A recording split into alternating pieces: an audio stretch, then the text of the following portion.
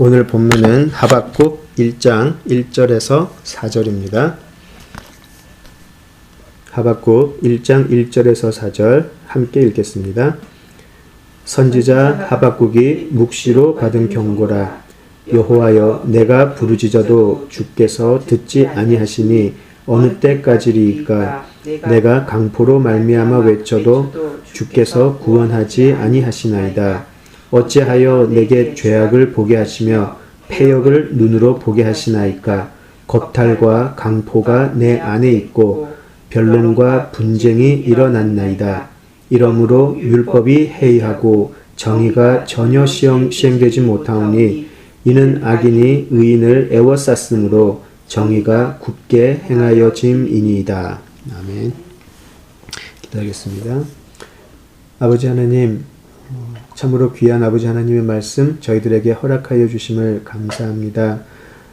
허락하신 말씀 공부하고 또 고민하는 가운데에 오늘 우리가 어떻게 살아가야 할지 하나님께서 밝히 보여주시고 봄으로 끝나지 않고 들음으로 끝나지 않고 우리들의 삶이 변화되는 역사가 일어나게 하여 주시옵소서. 예수님 이름으로 기도드립니다. 네. 아멘. 네. 지난주에 이어서 하박국 당시 영적 타락과 그 영적인 붕괴의 모습을 좀 더 살펴보도록 하겠습니다. 지난 주일에 나눴던 것처럼 하박국은 특별히 유대 공동체에서 사라져버린 정의 또 공의에 대해서 하나님께 탄원을 하고 있습니다. 3절에서 보시듯이 어찌하여 내게 죄악을 보게 하시며 패역을 눈으로 보게 하시나이까 라고 시작을 하고요. 겁탈, 강포, 변론, 분쟁, 해이해져 버린 율법, 시행되지 못하는 정의, 또 굽어진 정의, 그리고 의인을 이기는 악인, 이런 모습들이 3절과 4절에서 하박국의 탄원으로 나오게 됩니다. 지난주에 나누었던 그 정의에 대한 모습, 그 사라져버린 정의, 또 공의에 대한 모습을 조금 더 살펴본 후에 그 다음으로 넘어가도록 하겠습니다.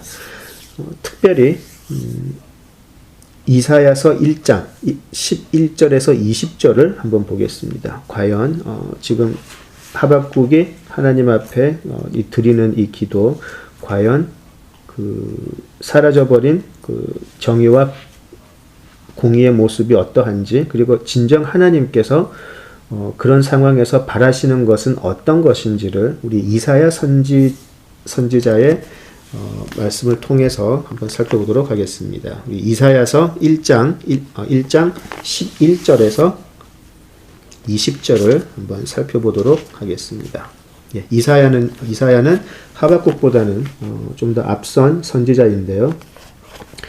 보도록 하겠습니다. 이사야서 1장 11절에서 20절인데요. 예, 시은이 엄마하고 저하고 교독하도록 하겠습니다. 11절부터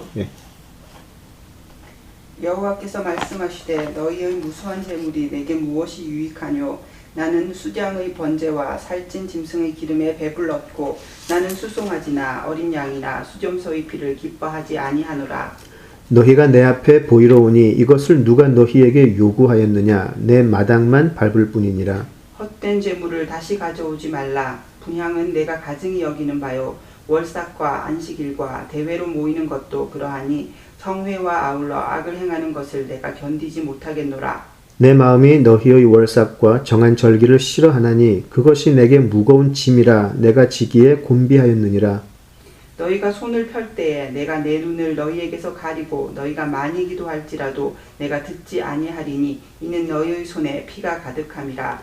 너희는 스스로 씻으며 스스로 깨끗하게 하며 내 목전에서 너희 악한 행실을 버리며 행악을 그치고 선행을 배우며 정의를 구하며 학대받는 자를 도와주며 고아를 위하여 신원하며 과부를 위하여 변호하라 하셨느니라. 여호와께서 말씀하시되 오라 우리가 서로 변론하자. 너희의 죄가 주홍 같을지라도 눈과 같이 희어질 것이요 진홍같이 붉을지라도 양털같이 희게 되리라. 너희가 즐겨 순종하면 땅의 아름다운 소산을 먹을 것이요 너희가 거절하여 배반하면 칼에 삼켜지리라. 여호와의 입의 말씀이니라. 이사야 선지자의 입을 빌어서 하나님께서 진정으로 기뻐하시는 것이 무엇인지가 여기 이사야서 방금 읽었던 본문에서 아주 자세하게 나와 있습니다. 보셨듯이 하나님께서는 이스라엘 민족이 드리는 제사, 또 이스라엘 민족이 드리는 제물들, 또 어떤 절기라고 모이는 그런 모든 것들을 하나님께서는 견디지 못하겠다라고 이야기하십니다. 그것을 싫어한다 그러시고요. 그들의 그런 종교적인 모습들이 오히려 하나님 앞에는 무거운 짐이 되었다라고 이야기하시죠. 너희들은 내 마당만 밟을 뿐이니라 라고 이야기하시죠. 하나님 앞에 기도하려고 손을 펼 때에 하나님은 어떻게 하신다고요? 내 눈을 너희에게서 가려버리겠다 라고 이야기하시죠. 15절에 그들이 기도할 때에 하나님은 아예 귀를 닫아버리겠다 라고 이야기하시죠. 왜 그런가요? 너희의 손에 피가 가득하기 때문에.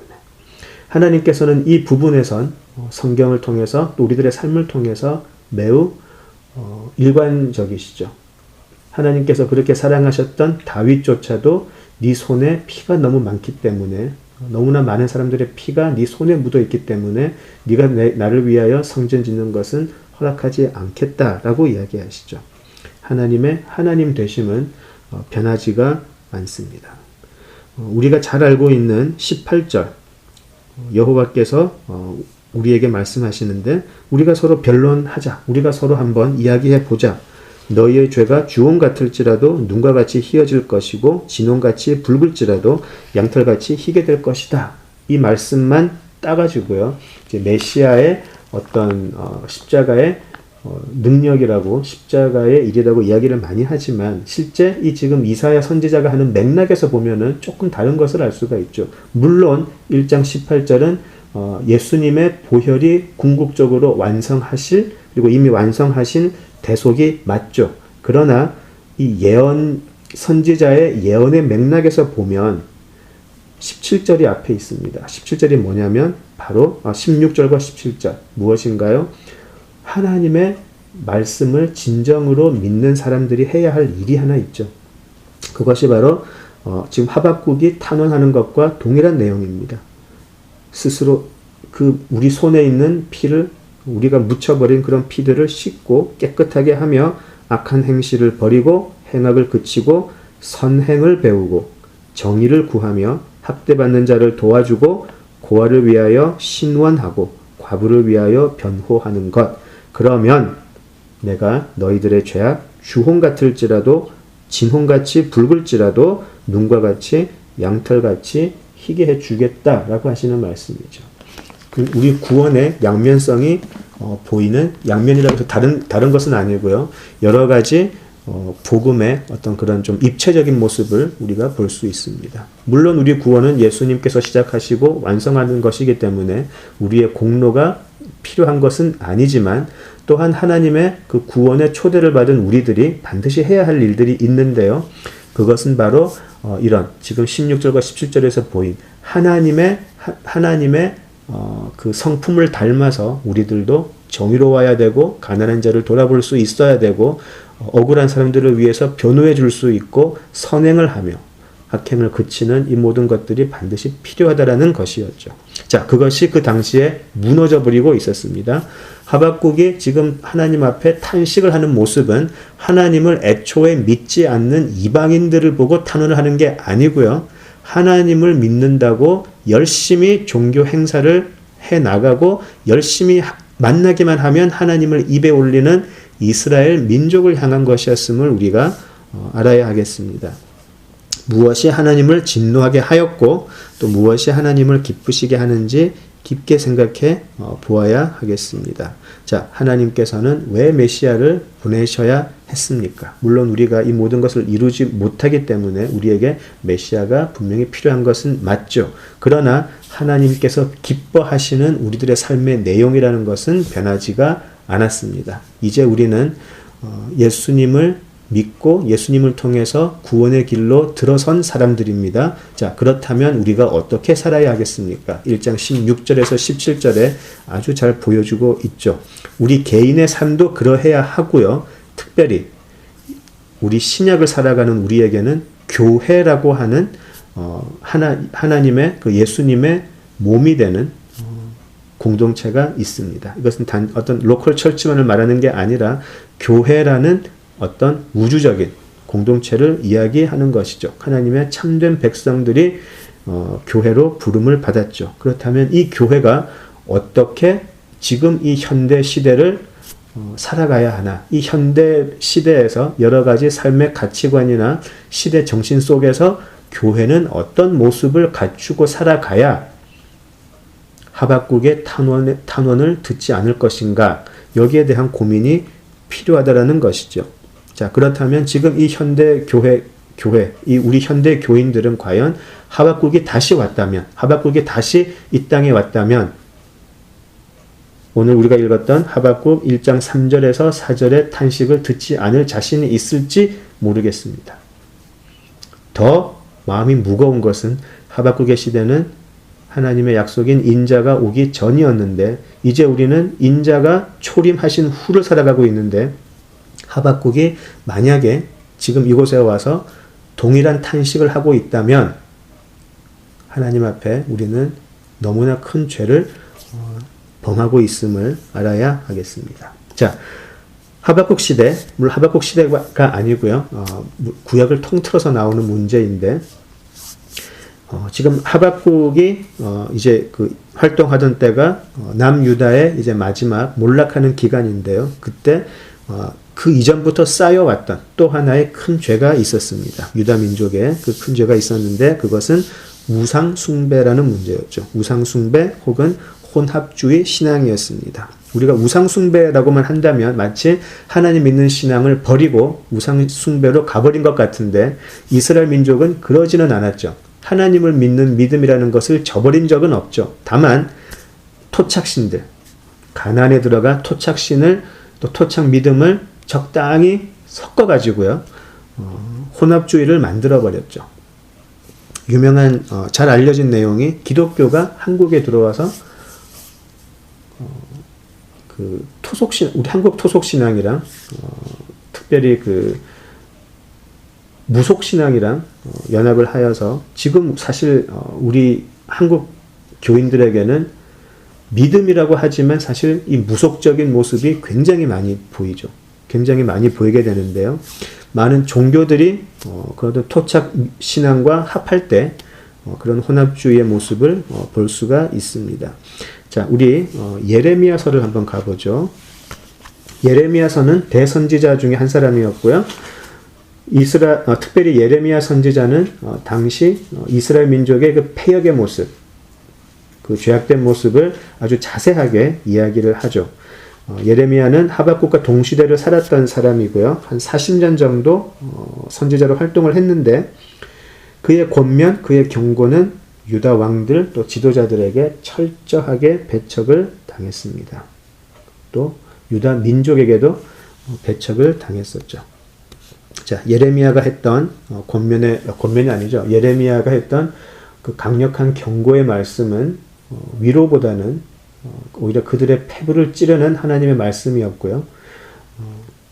사람들은 그 말씀을 듣고 돌아오기보다는 오히려 그를 정죄하고 그의 경고에 귀를 닫았던 것을 우리가 알 수 있습니다. 예레미야서 전체가 그 이스라엘 민족의 그 패역의 모습을 고발하는 모습인데요. 특별히 2장하고 3장을 보시면 그 이스라엘 민족의 모습이 잘 나와 있습니다. 특별히 2장, 3장은 나중에 이번 주에 한번 좀 정독을 한번 해보실 필요가 있다 생각이 됩니다. 오늘은 다 읽지는 못하겠고요. 특별히 예레미야서 2장, 3장의 몇 구절만 한번 살펴보도록 하겠습니다. 예레미야서 2장, 구약 1051페이지 정도에 있는데요. 예레미야서 2장으로 한번 가보겠습니다. 예레미야서 2장 4절에서 8절 한번 보겠습니다. 예, 신현만 읽어주세요. 2장 4절에서 8절.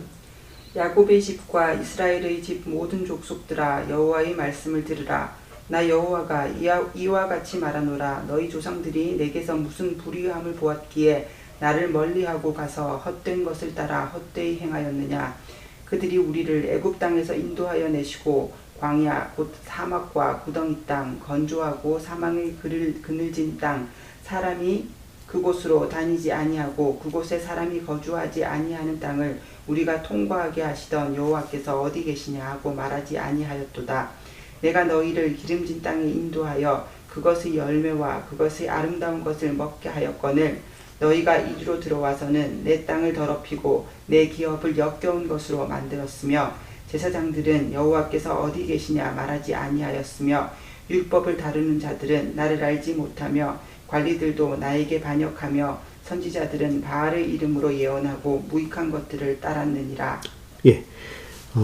조금 말씀이 내용이 어려우면 세 번역으로 보시는 것도 좋겠습니다. 예레미야서 특히 선지서는요 좀 이렇게 번역에 좀 어려운 부분들이 많기 때문에 세 번역으로 보시는 것이 오히려 더 좋겠다 생각이 듭니다. 지금 읽었던 예레미야서 2장 4절에서 8절을 보시면은요 이스라엘 민족의 모습이 나와 있죠. 여호와를 바로 멀리한 것이죠.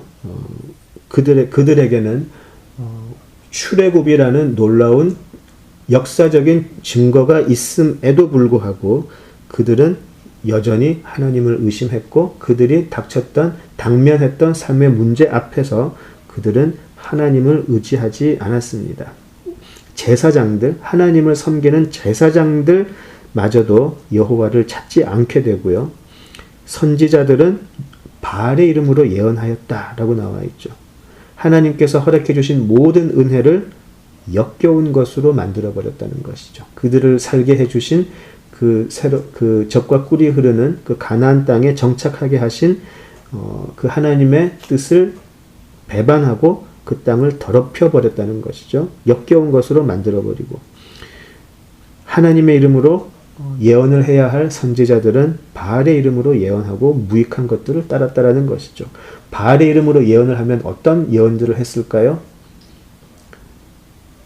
어떻게 하면 잘 살게 될까? 어떻게 하면 풍족한 삶을 살 수 있을까에 대한 것이 바알에 의지한 예언이었겠죠. 무익한 것들을 따랐다라는 것이죠.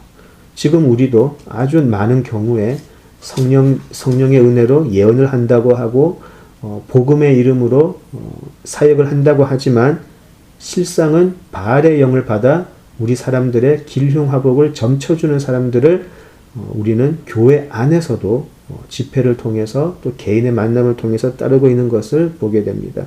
지금 하나님께서는 그 부분을 철저한 우상 숭배의 모습으로 보시고 진노하고 계신 것이죠. 2장 13절로 한번 가보겠습니다. 자, 하나님께서 그들의 죄악을 13절에서 요약을 하시죠. 2장 17절입니다. 예레미야서 2장 13절 내 백성이 두 가지 악을 행하였나니 곧 그들이 생수의 근원되는 나를 버린 것과 스스로 웅덩이를 판 것인데 그것은 그 물을 가두지 못할 터진 웅덩이들이니라 라고 이야기를 하시죠. 예. 생수의 근원이 되는 하나님을 버려버리고요. 스스로 웅덩이를 파버렸습니다. 자, 이것 역시 우리 성경을 통해서 끊이지 않고 반복되는 패턴이죠. 하나님께서 흩어져서 하나님의 말씀으로 살아라고 했는데 오히려 사람들은 도시 안으로 스스로 모여서 바벨탑이라는 것을 세워버리는 것을 우리가 알게 되고요. 우리는 우리가 원하는, 우리가 보기에 아름다운 것으로 우상의 형상을 짓기도 하고 하나님의 말씀의 명령을 우리가 이해하기에 아름다운 것으로 바꿔버리는 것도 우리가 잘 알고 있습니다. 스스로 웅덩이를 파버렸다라는 것이죠. 그런데 우리가 파는 웅덩이들은 터진 웅덩이일 뿐이다라는 것이죠. 영적으로의 어리석음입니다. 생수의 근원은 하나님이시니까 생수의 근원 옆에만 있으면 되는데 사람들은 그것을 의지하지 못하고 스스로 한번 파보려고 계속 노력하더라는 것이죠. 그런데 그것이 하나님의 진노를 사는 바로 우상숭배의 패역의 길이었다라는 것이죠. 제 2장 22절, 23절을 한번 보겠습니다. 2장 22절, 23절 보겠습니다. 예레미야서 2장 22절, 23절입니다. 네, 읽어주세요.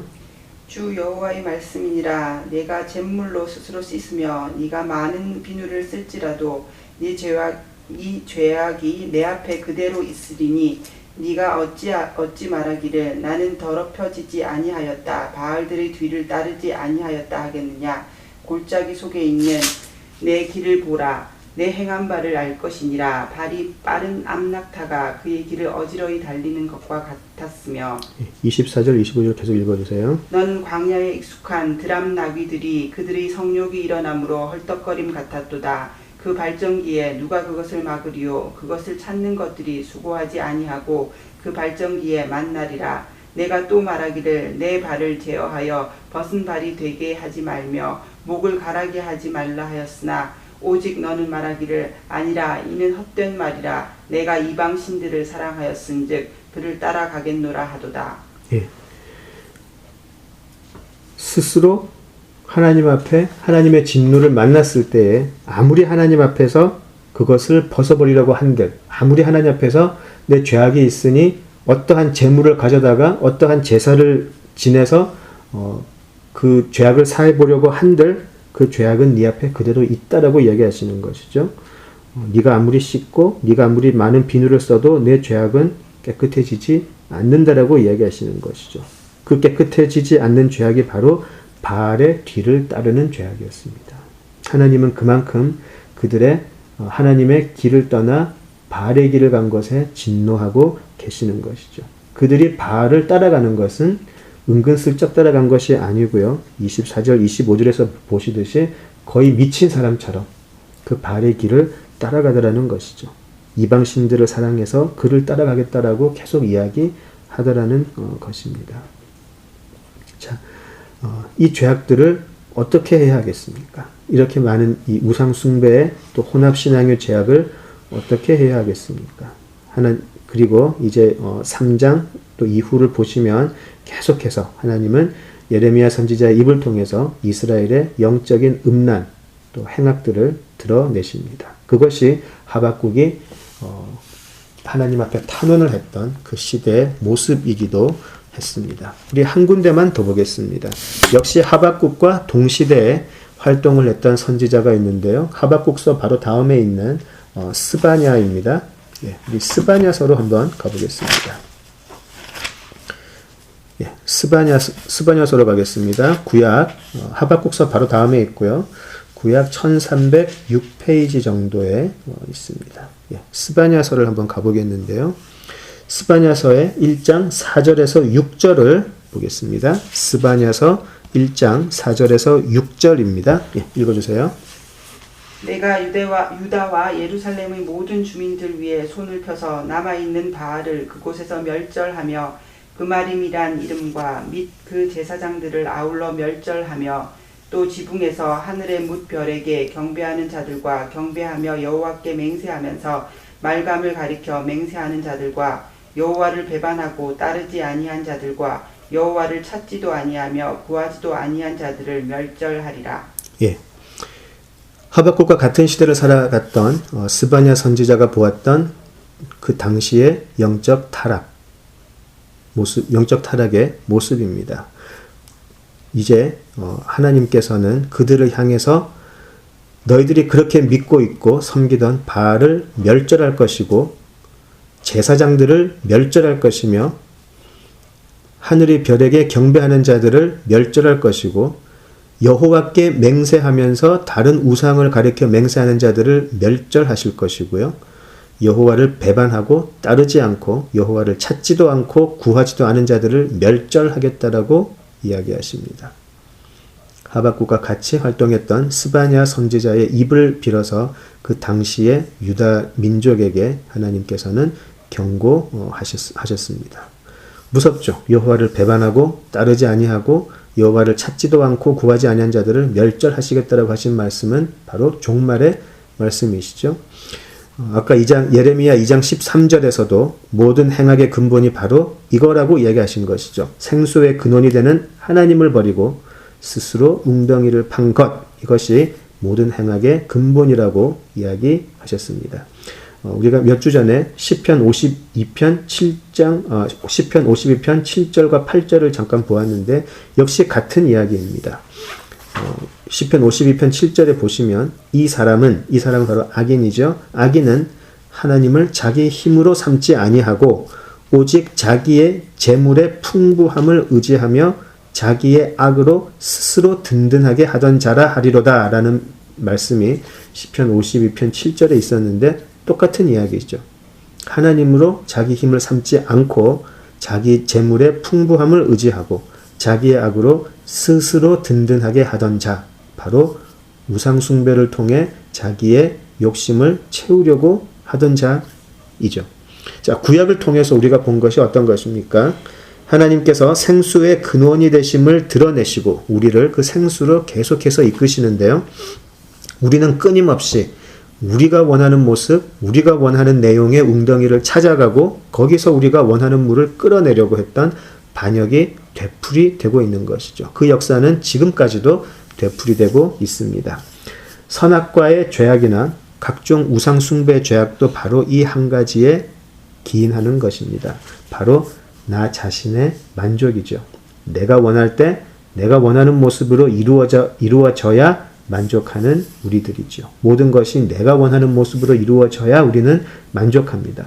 그 과정 속에 하나님께서 베푸시는 것들이 분명히 있었는데 그들은 그것을 보지 못하거나 아니면 간과해버리죠. 때로는 그것을 너무나 당연시 받아들이죠. 결과는 은혜를 은혜로 받아들이지 못하고 늘 불만에 가득한 생활만 하게 되는 것입니다. 늘 불만이 가득한 신도의 생활, 이거 자체가 성립될 수가 없죠. 우리가 은혜를 은혜로 알았다면, 내가 지금 이 자리에 있는 것이 오직 하나님의 은혜라는 것이 알았다면, 그 불만보다는 그 은혜에 감격해야 하는데, 내가 원하는 모습으로 내가 원하는 모습으로 진행되지 않고 있는 나의 삶에 대한 불만이 가득하다면, 다시 한번 하나님 앞에 가난한 마음으로 나와야 하는 것이 아닌가 싶습니다. 왜냐하면 하나님은 그것을 우상숭배의 한 형태로 보고 계시기 때문입니다. 금으로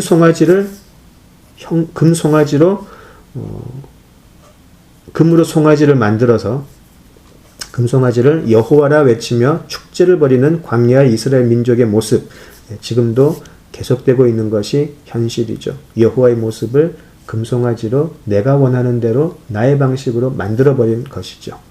아예 하나님을 부정하고 따르지 않는 이방인들보다 하나님의 진노는 여호와의 성전에서 절기를 제때 지키고 제사를 잘 지내는 이스라엘 민족을 향하고 있음을 명심해야 할 것입니다. 또 바알의 제사장들과 함께 여호와를 배신하고 여호와를 찾지 않는 이스라엘 사람들도 멸절하겠다고 하신 하나님의 선포는 매우 두렵게 또 그리고 아프게 우리들에게 다가와야 하겠습니다. 하나님을 믿는 신앙과 세상의 신을 적당히 섞어서 나의 이생에서의 만족을 극대화시키겠다라고 하는 마음, 이것은 하나님의 진노로 인한 멸절의 대상임을 명심해야 하겠습니다. 이것은 바로 선지자들을 통해서 하나님께서 우리에게 분명히 하신 말씀입니다. 우리 교회 내에서도 현재 벌어지고 있는 많은 프로그램이나 행사들을 보면 우리는 좀 냉철해질 필요가 있습니다. 모두가 전도의 목적으로 혹은 하나님의 영광을 위해서 한다고 하지만 실상은 나의 만족, 나의 욕망을 이루기 위한 것이 아닌지 솔직하게 돌아보아야 하겠습니다. 자, 하박국은 그의 눈앞에 펼쳐지는 이런 영적인 타락, 행악 앞에서 하나님 앞에 외치고 부르짖었습니다. 정의와 공의는 무너져 버렸고 많은 사람들이 입으로는 하나님을 외치고 있지만 실상은 우상숭배의 길로 가고 있었습니다. 하박국은 그 앞에서 절망했고 좌절했습니다. 그리고 하나님 앞에 탄원했습니다. 자, 지금 우리가 바라보고 있는 이 시대는 어떻습니까? 그리고 우리가 이 시대에서 교회 역할은 무엇이 되어야 하는지 한번 생각해 보면 좋겠습니다. 우리에게 과연 하박국과 같은 부르짖음과 외침이 있는지 한번 생각을 해 보아야겠습니다. 왜냐하면 구약의 선지자는 우리와 다르다라고 생각을 하기 쉽죠. 물론 선지자는 하나님께서 예비하신 사람들이고 또 그들은 그 사명을 잘 감당했던 사람들입니다. 자, 이제 예수님 이후 신약의 시대를 살아가는 우리들에게는 우리 각자가 하나님께서 허락하신 왕 같은 제사장의 삶을 살아야 하고요. 그리고 우리 한 사람 한 사람, 그리고 이 공교회, 교회라고 하는 이 믿음의 공동체는 바로 이 선지자의 삶을 분명히 살아가야 하는 사명이 있다는 것을 명심해야 하겠습니다. 우리가 너무나 개인과 하나님과의 만남, 하나님과의 관계에 그것이 틀리다는 것은 아니지만 그것만 생각한다면 교회를 통한 믿는 자들의 공동체를 통한 이 선지자적인 사명에 대해서는 등 돌릴 수 있다라는 것이죠. 그리고 어쩌면 현대의 많은 교회들이 한국 교회를 포함해서 이 선지자적인 역할을 감당하는 것에 너무나 소홀한 것은 아니었는지 되돌아보게 됩니다. 자, 인류 역사상 가장 풍족한 시대를 살고 있는 우리들입니다. 그리고 우리의 기도는 자신과 가족, 그리고 속한 교회를 넘지 못하는 것이 사실이지요. 하박국과 같은 기도를 하고 하나님께 외쳐야 하는 것이 어쩌면 우리 교회의 시대적 사명이 아닐까 생각이 됩니다. 이런 기도는 이런 소명을 받은 몇 사람들한테 국한된 것이다라고 생각을 한다면 왜 여전히 하박국은 성경에 포함돼서 우리에게 지금도 외치고 있는 것일까요? 몇 사람에게 국한된 것이 아니라 예수님께서는 이제 우리 모두에게 명령을 하시죠. 예수님의 이름으로 나아가 복음을 외치고 그리고 하나님의 어떠한 분이신지를 분명히 알리라라고 이야기하는 것이죠. 그것을 그 역할을 교회는 감당할 필요가 있습니다. 복음을 받은 우리는 교회라는 하나의 몸이 되어 이 시대의 왕같은 제사장 그리고 선지자 역할을 감당해야 함을 되새길 필요가 있는 시점입니다. 교회는 세상의 풍속을 쫓아가는 것이 아니고요. 세상에게 하나님의 경고 그리고 복된 소식 이 두 가지를 동시에 알리는 선지자 역할을 감당해야 하는 것이죠. 우리가 선지자들의 선지서들을 볼 때 그들이 말했던 그 내용을 보면 항상 이 두 개가 같이 가는 것을 볼 수 있습니다. 타락해져가는 하나님의 백성들의 모습에 강한 경고를 외치고 동시에 하나님의 회복을 이야기를 합니다. 우리 교회가 선지자적인 역할을 감당해야 한다면 우리 한 사람 한 사람에게는 하나님의 은혜로 말미암은 우리 개인의 구원을 선포해야 하지만 또한 이 우리가 살아가고 있는 시대를 향해서는 하나님의 공의와 정의를 외치고 하나님의 공의와 정의가 무너졌을 때에 어떠한 하나님의 진노가 임할지를 경고하면서 우리 교회는 스스로 하나님의 구원의 모습을 보여주어야 하고 펼쳐야 할 사명이 있는 것입니다. 구약의 선지자들은 하나님 앞에 선택을 받았습니다. 우리가 하나님 앞에 선택받은 민족, 우리가 하나님 앞에 선택받은 자라고 해서 구원받음을 기뻐하지만 그 하나님 앞에 선택받았다라는 것이 어떤 것인지 조금 더 넓게 생각해 볼 필요가 있죠. 나는 죽어서 이제 천국에 간다라고 하는 그런 좁은 의미의 구원에 자꾸만 머물지 말고 우리가 진정 하나님 앞에 선택을 받았다면 그 하나님의 선택이라는 것에 어떠한 의미가 있는지를 우리 개인 그리고 우리 교회라고 하는 공동체적인 사명을 생각을 해보아야 하겠습니다. 예레미야는 어머니의 뱃속에서부터 선지자로서 택함을 받았다라고 했죠. 예레미야는 자신의 예언을 이스라엘이 받아들이지 않고 오히려 자신을 핍박할 것을 잘 알고 있었습니다. 실제로 그는 같은 민족에게서 조롱과 욕설을 들었고요. 견딜 수 없는 지경에 이르기도 했죠. 그리고 들리는 구전에 의하면 그는 굉장히 비참한 죽음을 하기도 했습니다. 자, 그러나 그는 그것 때문에 사람들이 자신의 말을 듣지 않고 자신을 거부하고 자신을 조롱할 것을 알았지만 그렇지만 그는 잠잠히 있을 수가 없었습니다. 우리 예레미야서로 다시 한번 가보죠. 예레미야서 20장으로 한번 가보겠습니다. 예레미야서 20장입니다. 예레미야서 20장 7절에서 9절을 보겠습니다.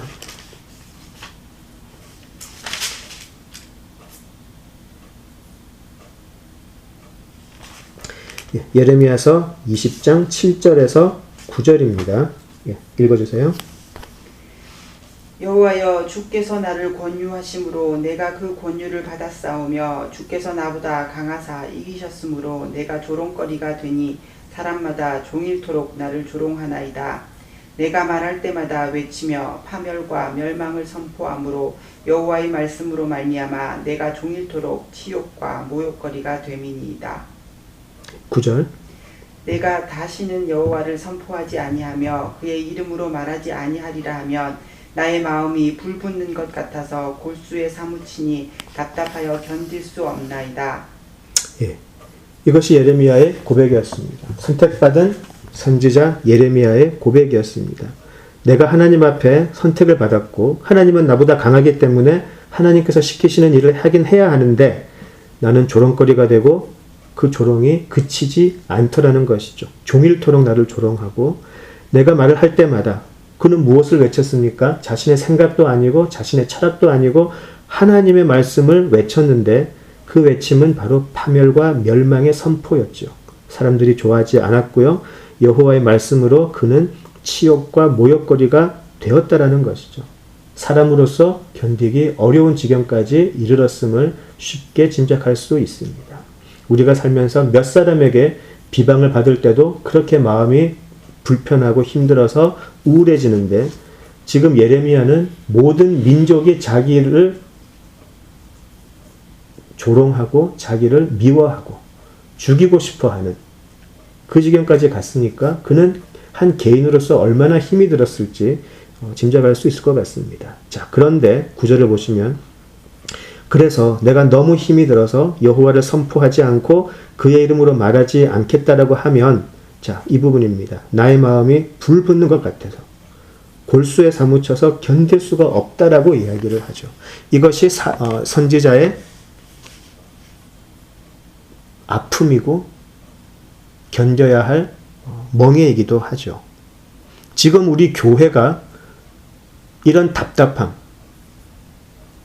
이런 골수에 사무치는 그런 아픔들이 있는지 모르겠습니다. 모두가 자신의 구원만 외치면서 자신의 구원을 통한 평안만을 외치면서 이 시대를 향해서 억압받는 자들을 또 고통받는 자들에 대해서 잠잠하고 있는 이 교회는 지금 이 예레미야가 받았던 선지자의 역할을 전혀 감당하지 못하고 있음을 우리가 알 수 있습니다. 오히려 교회가 세상의 풍속을 따라가는 축제의장으로 변해버린 것은 아닌가 걱정이 됩니다. 세상에서 가장 화려한 건축물로 교회를 만들어내고 예수를 믿었더니 내가 세상에서 이렇게 잘 살고 잘 먹게 되었다라는 것을 이야기하는 간증으로만 가득 차고 세상의 타락함과 세상의 정의와 공의가 무너지는 것에 대해서는 입 닫고 있으면서 조금이라도 자신만 건드리면 견디지 못하는 그러한 교회로 변해버린 것은 아닌지 모르겠습니다. 예레미야가 보여준 참 선지자의 모습은 바로 이것이지요. 하나님이 말씀하시는 것 그대로 이야기하는 것. 사람들이 싫어할 줄 알아도 하나님께서 파멸과 멸망을 선포하시면 나는 그것만 이야기하고 사람들이 아무리 싫어한다고 해서 내가 입 닫지 않는 것.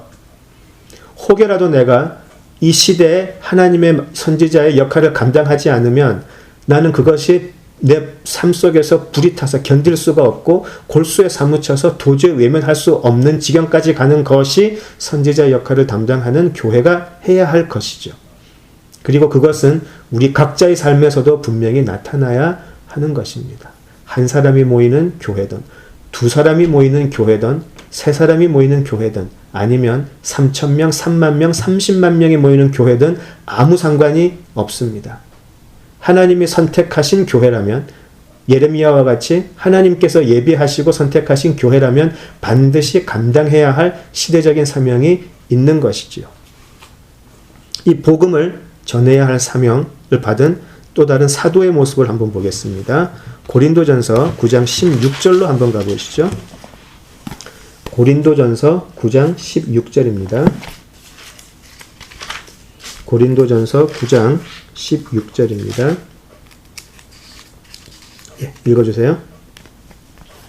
내가 복음을 전할지라도 자랑할 것이 없음은 내가 부득불 할 일임이라. 만일 복음을 전하지 아니하면 내게 화가 있을 것이로다. 예, 사도 바울이 고린도 서신을 통해서 고백한 자신의 복음을 전하는 사명을 향한 자신의 고백이었습니다. 나는 복음을 전해도 자랑할 것이 전혀 없다. 왜냐하면 내가 반드시 해야 할 일이기 때문에.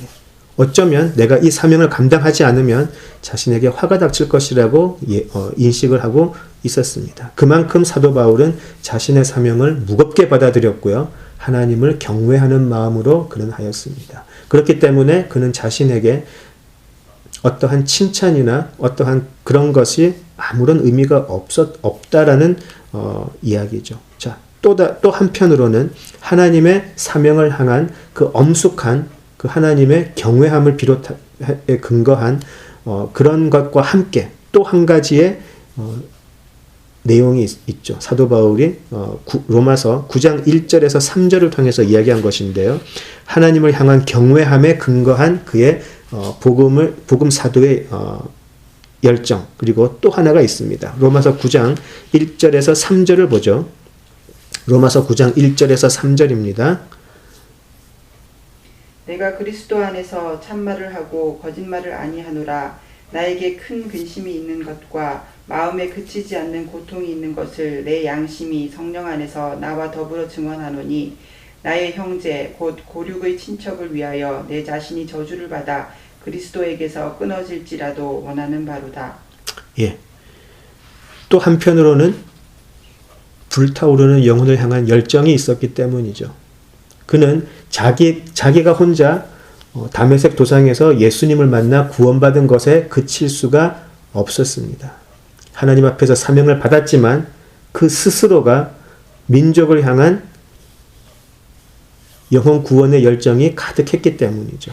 마치 모세가 얘기했던 것처럼 내 자신이 저주를 받아 그리스도에게서 끊어질지라도 내 형제들이 구원을 받아야 한다라는 그 열정이 있었기 때문이죠. 사도 바울에게는 그 복음의 전파라는 사명이 강권적인 사명이기도 했지만 동시에 영혼 구원을 위한 열정이기도 했던 것입니다.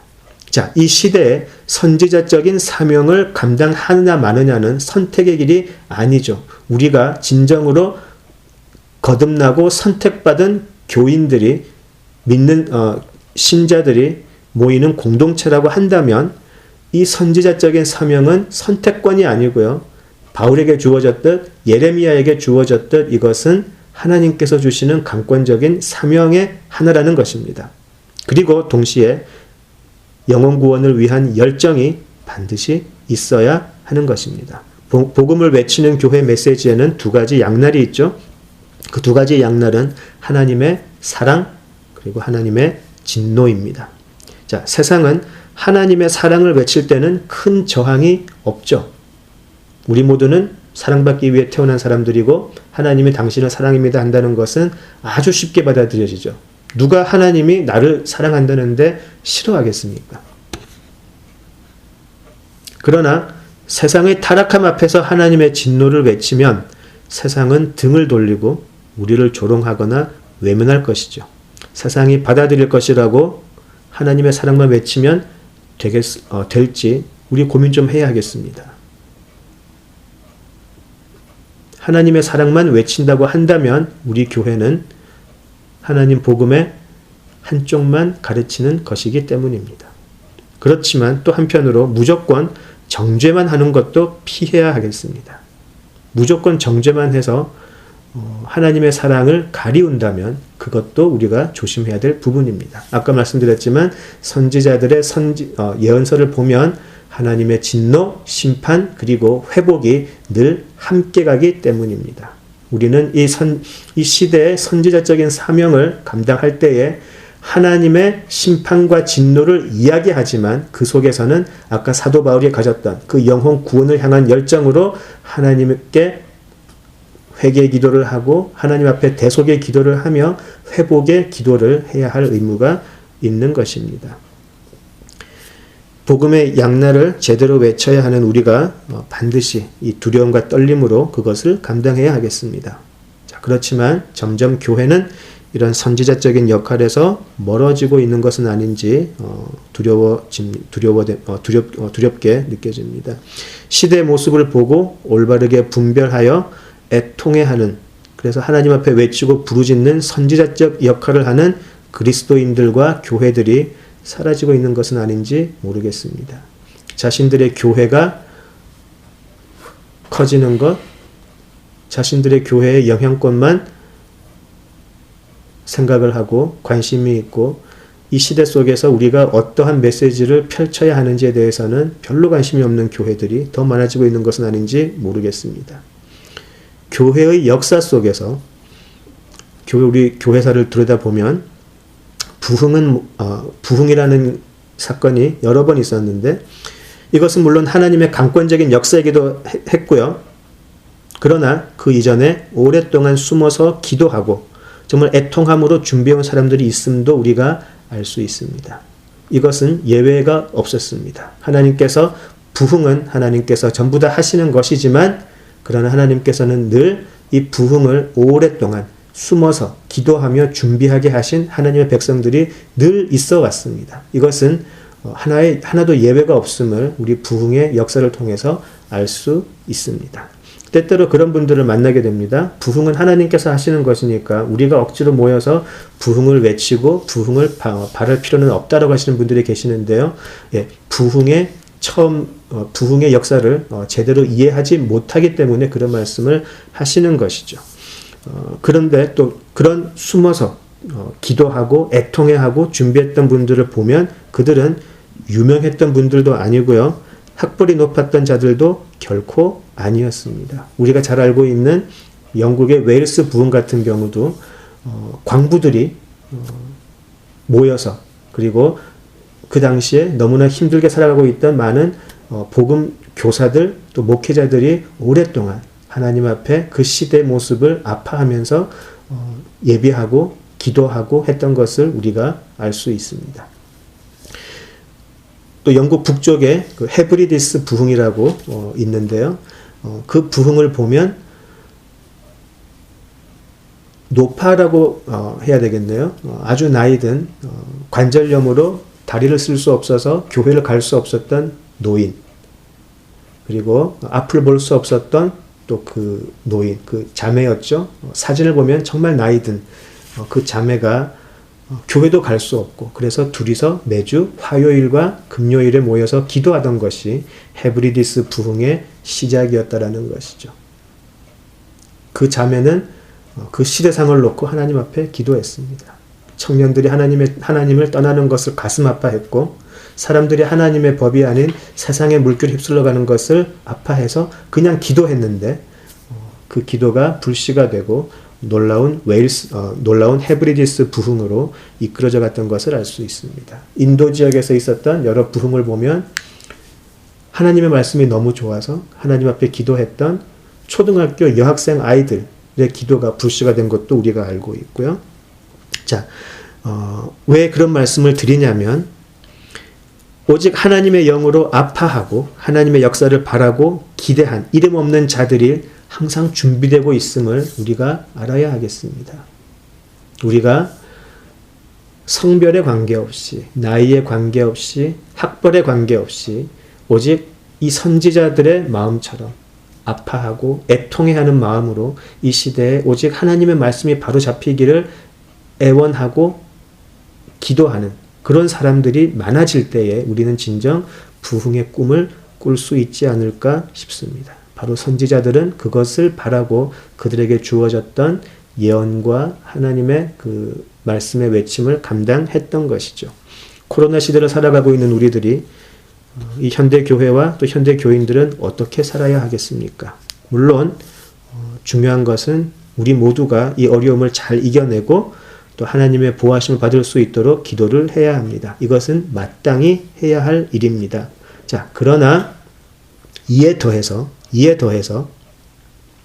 지금 우리들의 모습을 하나님께 회개하고 하나님의 공의가 회복되기를 기도하는 일 역시 우리는 감당해야 하겠습니다. 먼저 교회가 세상에 휩쓸려가면서 타락의 길로 가버린 것을 가슴 아파하고 회복을 위한 강구를 해야 하지 않을까 싶습니다. 하나님의 말씀 위에 세상의 안락과 평안을 올려놓았던 것을 회개하고 다시 하나님을 경외하는 자리로 돌아올 것을 촉구하는 사명을 우리들은 다시 감당할 수 있을까 질문하게 됩니다. 이제 우리는 우리 자신을 위해서, 우리 가정을 위해서 기도하는 것을 멈추면 안 되겠습니다. 그리고 또한 동시에 우리 교회를 부르시고 이 시대에 예레미야, 스바냐, 하박국과 같은 선지자적인 역할을 감당하는 교회들이 일어서도록 기도하면 좋겠습니다. 그것이 우리가 감당해야 될 부분이 아닌가 싶습니다. 마지막으로 나누고 싶은 토막글이 있어서 이 토막글을 나누면서 오늘 마치면 좋겠습니다. 우리가 잘 알고 있는 토조 목사의 설교 중에 일부인데요. 제목은 새로운 지도자가 또 새로운 설교자가 필요합니다 라는 글입니다. 여기서는 주로 새로운 설교자에 대해서 이야기를 하고 있는데요. 저는 이 설교자뿐만이 아니고 새로운 교회라고 이야기하고 싶습니다. 새로운 교인들이라고도 이야기하고 싶습니다. 설교자뿐만이 아니라 우리 모두가 이런 모습으로 변화될 수 있으면 좋겠습니다. 제가 이 토조 목사 설교 새로운 지도자가 필요합니다 라는 글을 읽어보겠습니다. 지금 우리는 세련됨이라고 하는 것이 수많은 죄악들을 그냥 덮어버리고 마는 시대에 살고 있다. 이런 인간적인 매력이라는 요소가 우리 믿음의 표현 방식에서 아주 중요한 자리를 차지하고 있는 것이다. 사람의 마음을 사로잡는 기술, 매력, 강대상에서의 존재감, 그리고 호소력 있는 목소리. 수많은 교회들이 아무런 생각도 하지 않은 채 오직 이런 것들로만 교회를 가득 채우고 있다. 하지만 우리 주님은 우리가 오히려 거칠고 냉소적인 모습으로 그런 왜곡된 것들을 분별해내기를 바라고 계실 것이다. 단지 개성이 뚜렷하고 사람들의 이목을 끌 수 있다고 해서 설교자를 청빙하는 교회를 보면 씁쓸한 마음을 지울 수 없다. 지난 몇 년간 그런 빛나는 설교자들을 수없이 보아왔다. 실제로 마치 독립기념일 행사에서 볼 수 있는 것처럼 반짝거리는 불꽃은 주변을 순간 밝게 해주고 흥분시킬 수 있는 것도 사실이다. 하지만 그것은 단지 순간에 불과하지 않음을 우리는 잘 알고 있지 않는가. 순간의 흥분이 가시고 나면 우리 손에는 불꽃이 사라지고 이제 곧 식어버릴 막대기만 남게 되는 것인데 말이다. 기독교가 다시 영적인 활기를 되찾으려고 한다면 현재 우리가 사용하고 있는 방법들이 아닌 전혀 다른 방법이 필요하다. 교회가 지난 20세기 초반에 겪은 상처와 아픔들에서 회복하고자 한다면 우리에게는 새로운 모습의 설교자가 필요한 것이다. 모든 면에서 반듯하고 교회 조직을 법으로 잘 다스리는 그런 모습의 설교자는 그런 일을 해낼 수 없을 것이다. 물론 옛 사제들과 같은 모습으로 그에게 주어진 일을 하고 사례비를 받고 아무런 질문도 하지 않는 그런 설교자들도 아닐 것이다. 기독교라는 종교가 모든 사람들에게 무리 없이 잘 받아들여질 수 있도록 부드럽고 자상하게 설교하는 목회자의 유형도 분명 아닐 것이다. 이제 새로운 리더가 일어나야 한다.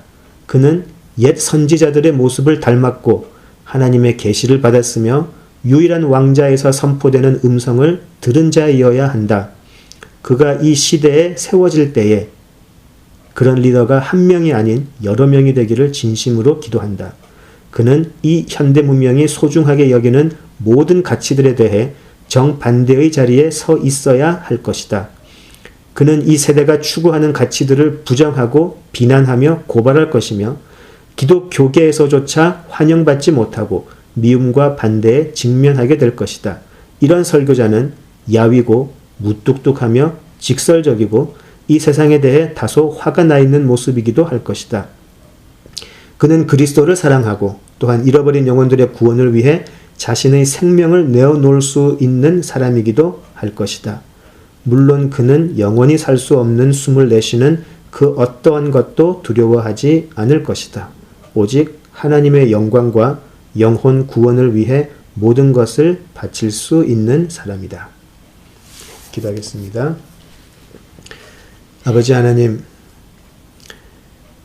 하박국의 탄원이 하박국이 하나님 앞에 드렸던 그 탄식의 기도가 이제 현대 교회를 통해, 현대 교인들을 통해 다시 나오기를 간구합니다.